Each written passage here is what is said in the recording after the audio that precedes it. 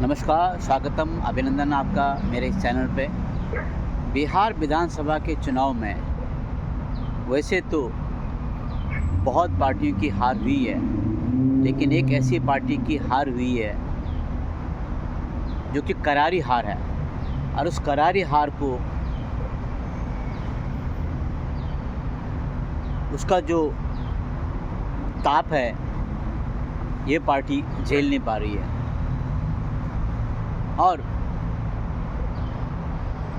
चुनाव क्यों हारे, कैसे हारे, किस कारण से हारे, किन कारणों से हारे, क्या ऐसी परिस्थितियाँ रही, इस पर समीक्षा अभी तक चली रही है। और सुना है जब दिल्ली में समीक्षा की जा रही थी तो कहा गया था कि सबको बुलाओ, सबको बुलाया गया। सब कौन थे? 6 ही तो थे। फिर पार्टी के शीर्ष नेतृत्व के जो सर्वा कहते हैं, मैंने कहा ना सबको बुलाओ, तो बोला सब तो बुला रहे, 6 ही तो हैं। अच्छा, बोला ठीक है 6 हैं तो आ जाओ, सब आ जाओ। इस प्रकार से समीक्षा चली और सूत्रों से पता चला कि हार का जो ठीकरा है वो अपने सहयोगी दल के सिर पर फोड़ दिया ना। इनके कारण हारे हम, इनकी दिशा और दशा राज्य में सही नहीं थी। नहीं तो हम तो भले भले थे, हम तो सितारे थे, हमने तो जीतना ही था। 75 के 75 हमने जीतने थे, लेकिन हारे थे केवल उनके कारण हारे। ये पार्टी में समझाया गया और उसके पीछे बहुत सारे कारण दिए गए। और जो अगल बगल के जो कृपा पात्र हैं, उन्होंने जब कारण बताए तो जो शीर्ष नेता हैं वो कहते हैं हाँ आप सही कर रहे हैं, यू आर राइट। यही हुआ है।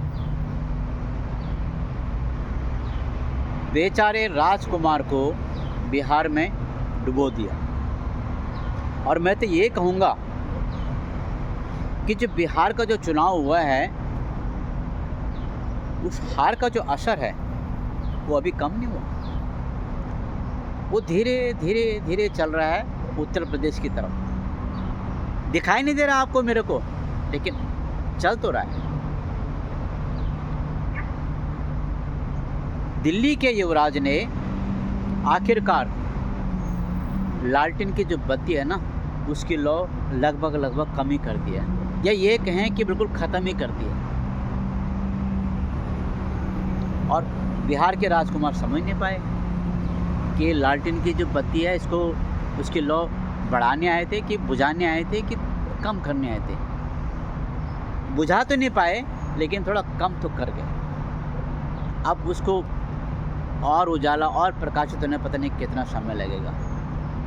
ये हाल तो वहाँ करके आ गए। लेकिन अब इंतज़ार कर रहे हैं आने वाले 2 साल के बाद जो चुनाव होने वाले हैं उत्तर प्रदेश में विधानसभा के। उधर साइकिल वाले बिल्कुल टाइट हो गए हैं, साइकिल को पंचर सब लगा दिया, घंटी वगैरह सब कर दिया, ठीक कर दिया, बिल्कुल दौड़ने को तैयार है। लेकिन जो लालटेन को तोड़ के आए या उसकी बत्ती को धीमा करके आए, उसकी लौ को कम करके आए, वो कहीं ना कहीं साइकिल का कोई ना पेच पुर्जा को नुकसान पहुंचाने के लिए तैयार बैठे हैं। अरे करेंगे। यदि उत्तर प्रदेश के युवराज ने गलती करी तो ये होने वाला है और होके रहेगा। एक बार पहले भी हुआ था, लेकिन ये निश्चय है साइकिल पंचर होके रहेगी यदि इन्होंने साथ दिया तो। मेरा ये मानना है। उधर हाथी जाग चुका है, हाथी करवट ले रहा है। कभी लखनऊ में रैली, कभी नोएडा में rally, Noida to Lucknow, Lucknow to Noida. हाथी जाग चुका है। और हाथी वाले पार्टी के जो सर्वे हैं, उन्होंने बोल दिया है यदि गठबंधन की आवश्यकता पड़ेगी आने वाले उत्तर प्रदेश के विधानसभा चुनाव में, तो किया जाएगा छोटी छोटी पार्टियों से। क्या? छोटी छोटी पार्टी से, किसी बड़े संगठन से गठबंधन नहीं किया जाएगा। इसको यूँ समझिए आप, दरवाज़ा बंद है क्या? दरवाज़ा बंद है, लेकिन कहीं न कहीं खिड़की खुली हुई है, एक सुराख खुला हुआ है। और इसी योजना के तहत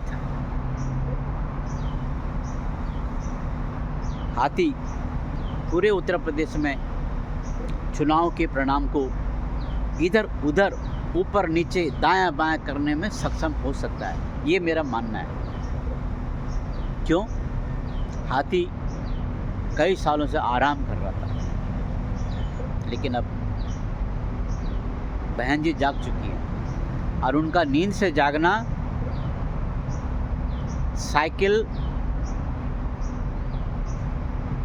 गड़बड़ा गई है।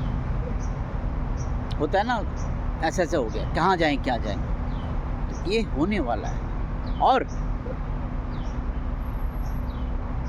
जो बीएसपी है, जो उन्होंने दरवाज़ा बंद कर रखा है, उस दरवाजे पे के रास्ते कोई जानना भी नहीं चाहता, लेकिन खिड़की के रास्ते हैं 2-4 पार्टियां जो अंदर जाके हाथी के साथ गठबंधन करना चाहते हैं।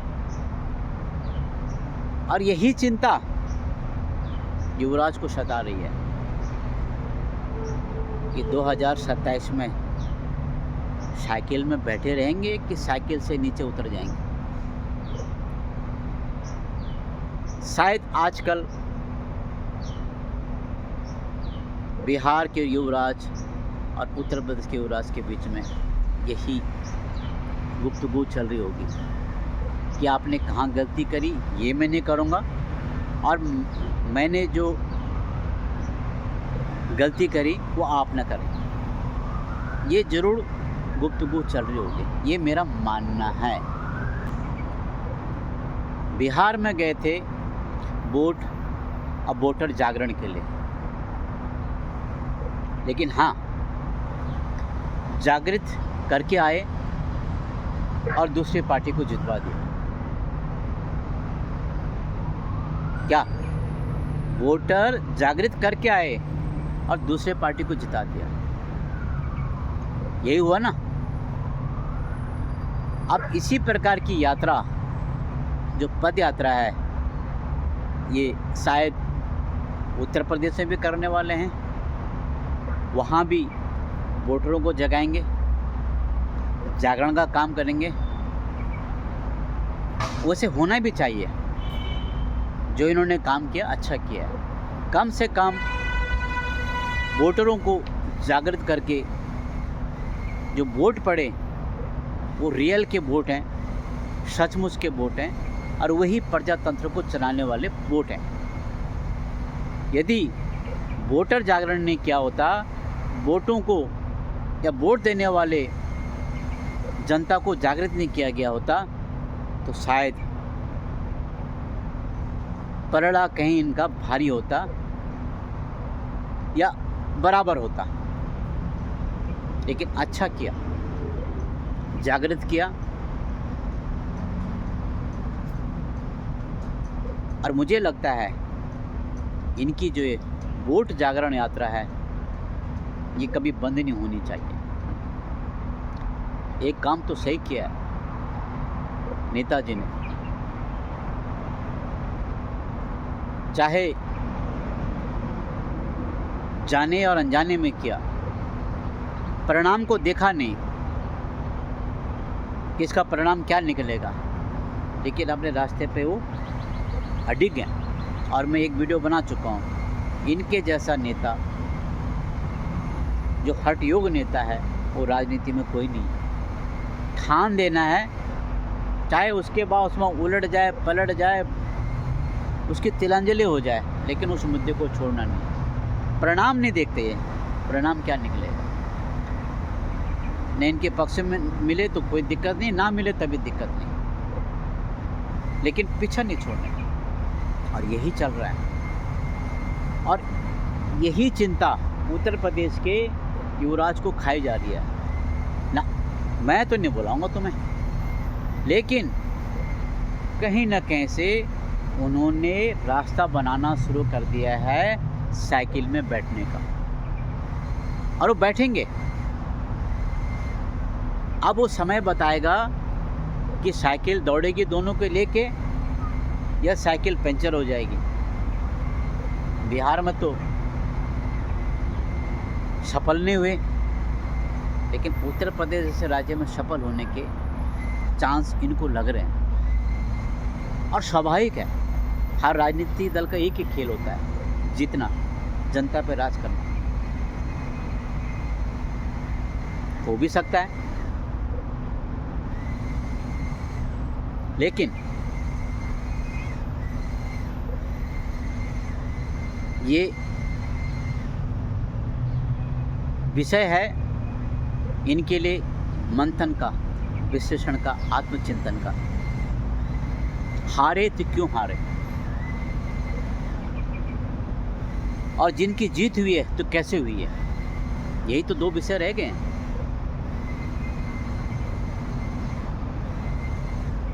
जो जीते हैं उन्होंने ऐसा क्या किया, और जो हारे हैं उन्होंने ऐसा क्या किया। इसलिए